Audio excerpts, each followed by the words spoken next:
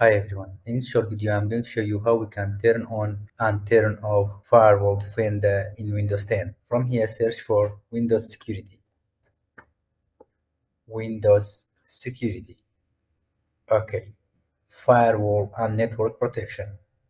If you see here firewall is on, here is also on, and in public network also is on.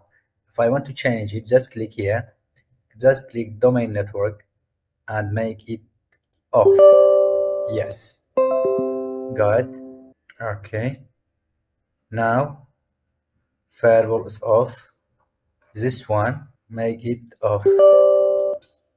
Good. Firewall. You can make this one. Public network is also you can make it off. Good. Coming back to here. In the same way, you can turn on. It shows that this domain network is off. Just turn on.